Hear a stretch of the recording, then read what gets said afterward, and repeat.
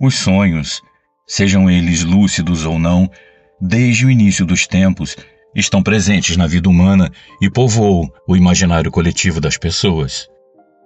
Eles servem para nos transmitir algum tipo de aviso sobre perigos ou acontecimentos importantes em nossas vidas, ou são apenas imagens projetadas enquanto nossos corpos estão em repouso. Desde muito tempo, o ser humano tenta decifrar essas mensagens, e a cada dia, apesar dos avanços, esse mistério ainda não foi totalmente explicado. Seja muito bem-vindo, eu sou Luciano S. e esse é o canal Casos Sobrenaturais Reais.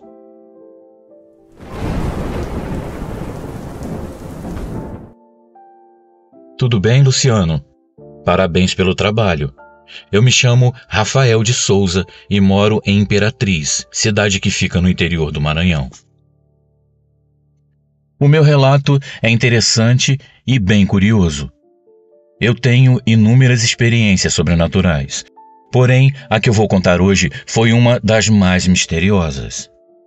Eu trabalho como segurança em um shopping e nas minhas folgas eu vou sempre para a casa dos meus pais, que fica a cerca de 15 quilômetros de distância da minha casa em um distrito vizinho. Certa vez, estava eu indo pela BR durante a tarde. Era por volta das 2 horas. O sol estava escaldante e eu vinha na minha moto a mais ou menos 60 quilômetros por hora, pois eu só ando devagar em virtude do perigo que são as estradas da nossa região. Eu estava passando por um trecho, Luciano, onde só se via mato dos dois lados da BR, quando, de repente, eu olhei pelo retrovisor e vi claramente um homem em uma moto igual à minha, capacete também preto e uma camisa social bege. A gola da sua camisa estava esvoaçante em virtude da alta velocidade em que ele trafegava. No momento em que eu o avistei pelo retrovisor, eu pensei rápido e fui direcionando a minha moto para a direita da rodovia, pois a minha velocidade era bem menor do que a dele. Pelos meus cálculos, visuais é claro, ele deveria estar a pelo menos uns 90 km por hora. Eu esperei por um bom tempo esse homem me ultrapassar e nada. Eu diminuí bruscamente a minha velocidade, quase parando a moto para tentar vê-lo e não o vi de forma alguma. Ele simplesmente havia desaparecido no meio da rodovia. Eu fiquei chocado, pois levando em consideração a sua velocidade e o matagal que cercava os dois lados da rodovia, não havia possibilidade daquela moto sumir naquela estrada sem ter que passar por mim. Nesse momento, eu comecei a orar e agradecer a Deus, pois eu reconheci na hora que se tratava de algo bom, pois eu me senti feliz pelo que vi.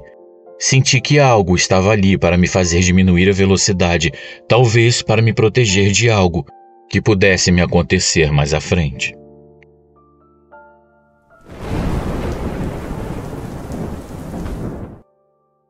Oi, Luciano. Espero que esteja tudo bem com você. Meu nome é Úrsula e eu moro no Rio de Janeiro.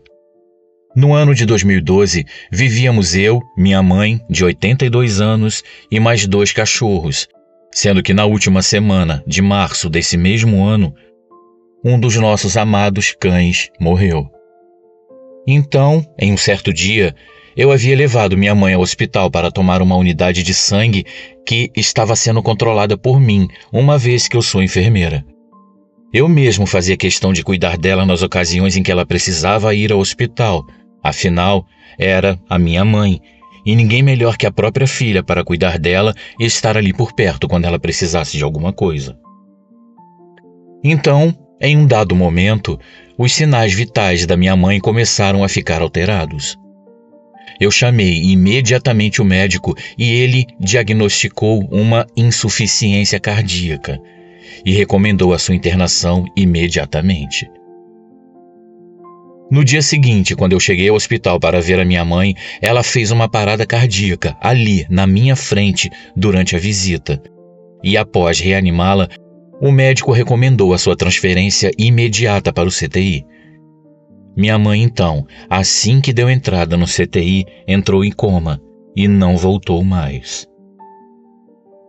Vários dias se passaram com ela ainda em coma e sem apresentar melhora. Eu estava cada vez mais desesperada por vê-la muito inchada e constatar que o seu quadro só piorava. Então, eu cheguei perto dela e pedi para que ela fosse em paz e deixasse aquele corpo, pois ele estava se deteriorando pouco a pouco e eu sabia que ele não poderia se recuperar mais. Só eu e Deus sabemos como foi difícil conseguir dizer isso. Eu disse a ela que eu sentiria muitas saudades das nossas brincadeiras e da sua parceria. Ali, nós nos despedimos. Eu, com muita dor no coração, sabia que nada mais poderia ser feito. Ela faleceu no dia seguinte, e os dias e meses que se seguiram foram muito duros para mim, pois no mês seguinte, o nosso outro cachorro também morreu, e eu fiquei literalmente sozinha. Alguns meses depois, eu estava à beira de uma depressão. Eu só conseguia chorar, me sentindo muito sozinha, e em uma certa noite eu me deitei mais cedo, pois eu estava muito triste e não queria mais pensar em nada, apenas queria me desligar de todo aquele sentimento de tristeza que eu sentia no meu coração. Ao me deitar, eu ainda estava acordada quando eu ouvi a voz da minha madrinha, que já era falecida há anos, me chamando, dizendo que precisava me levar a um certo lugar para me mostrar uma coisa. No sonho, nós pegamos uma van e chegamos até uma casa cujo jardim era repleto de flores pequenas e cujo miolo piscava como uma luz de Natal. Tanto o jardim quanto a entrada da casa eram muito bem iluminados. Era uma luminosidade tão intensa que chegava a doer os olhos. Eu fui recebida por uma cadela que a minha madrinha teve e que eu sabia que já havia morrido há muitos anos. Ao entrar nessa casa, meus cães estavam sendo atendidos e quando me viram fizeram uma grande festa. Eu fui levada até um quarto onde havia uma cama rodeada por pessoas que eu compreendi na hora serem espíritos. Nesse momento, a minha madrinha me disse: "Fale com ela. Ouvir a sua voz vai fazer bem a ela." Quando esses espíritos se afastaram da cama, eu vi que era a minha mãe quem estava lá deitada. E nesse momento eu abracei e a beijei, dizendo que eu estava com muitas saudades, mas que eu estava relativamente bem, apesar da ausência dela. Logo, os espíritos voltaram a rodeá-la e a minha madrinha me chamou para voltarmos. "Luciano, eu acordei faltando 5 minutos para o despertador tocar, com a certeza que eu não vivi um sonho, e sim que eu fui levada até a minha mãe e pude ver que ela estava em tratamento, e então eu orei, agradecendo a Deus por essa maravilhosa oportunidade."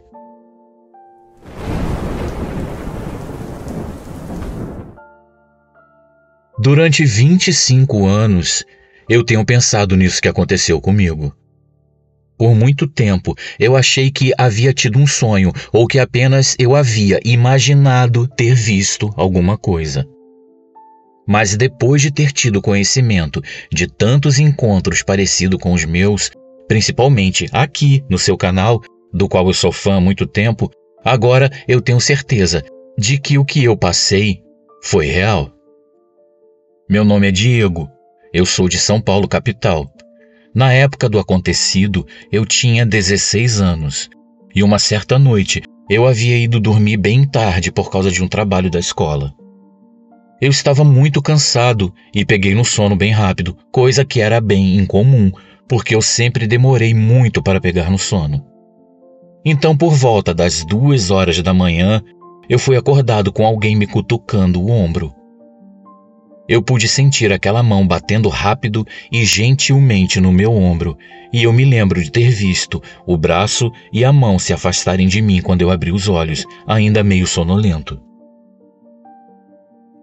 O quarto estava escuro, mas havia luz o suficiente vindo da janela para eu conseguir ver o que eu achei ser a minha irmã mais nova, parada de pé, ao lado da minha cama.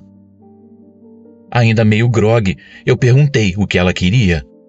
Foi aí que eu vi que o rosto não era o rosto dela. A cabeça tinha um brilho fraco e era meio amarronzada. Tinha a aparência de uma tangerina sem casca e seca. Algo como aquelas abóboras com lanternas típicas do Halloween americano. Eu olhei direto para aquele rosto e me lembro bem que os olhos eram 2 grandes buracos negros. Aquilo não tinha olhos, apenas 2 grandes buracos na tonalidade mais negra que eu já havia visto na vida. O corpo era normal, mas tinha o mesmo brilho que a cabeça. Ele parecia estar vestido com os trapos meio amarronzados, algo que eu não consegui identificar direito, talvez por causa daquele brilho que machucava os meus olhos. Ele media cerca de 1 metro de altura. A essa hora, eu já estava berrando feito um louco. Eu sou um cara bem grandinho, então eu raramente me sinto ameaçado ou com medo de algo, mas naquela noite eu descobri o que era o terror. Aquela coisa jogou a cabeça para trás, escancarou a boca e riu. Nenhum som saiu dali, mas dava para ver fisicamente que ele estava rindo de mim. Foi a visão mais aterrorizante da minha vida. Em uma fração de segundos, veio na minha mente a dúvida se aquela coisa queria me fazer algum mal ou se estava apenas querendo me assustar. Também senti medo de que aquele ser fosse alguma espécie de anjo da morte, que estava ali para me levar com ele, ou alguma coisa parecida. Eu me sentei na cama e tentei alcançar o interruptor do abajur sem nunca tirar os olhos daquela coisa. Enquanto eu tentava ligar a lâmpada, aquilo continuava rindo e começou a andar na direção do pé da minha cama, como se quisesse dar a volta nela. Ele apontou o dedo para mim de novo e jogou a cabeça novamente para trás, enquanto gargalhava novamente. Assim que ele alcançou o pé da cama, eu consegui ligar o abajur. A coisa simplesmente sumiu quando a luz fraca iluminou o quarto. Eu continuei berrando histericamente até que meu pai veio correndo ver o que estava acontecendo. Ele falou que eu apenas havia sonhado com tudo aquilo. Riu muito e me falou para me acalmar e ir dormir. Claro que esse conselho foi inútil e eu fiquei acordado o resto da noite. Eu nunca cheguei a ver aquela coisa de novo.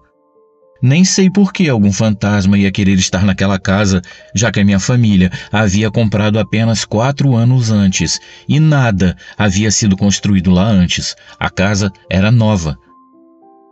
Havia acabado de ser construída. E antes desse incidente, eu nunca havia tido nenhum tipo de visão ou contato sobrenatural. Inclusive eu, até então, não acreditava nesse tipo de coisa. Sempre achei tudo uma grande bobagem. Mas o curioso é que depois disso, eu nunca mais vivenciei nenhum tipo de fenômeno. Uma parte de mim adoraria saber o que realmente aconteceu naquela noite ou o que era aquilo. A outra parte, no entanto, ainda está apavorada com o que aconteceu e sente calafrios só de lembrar.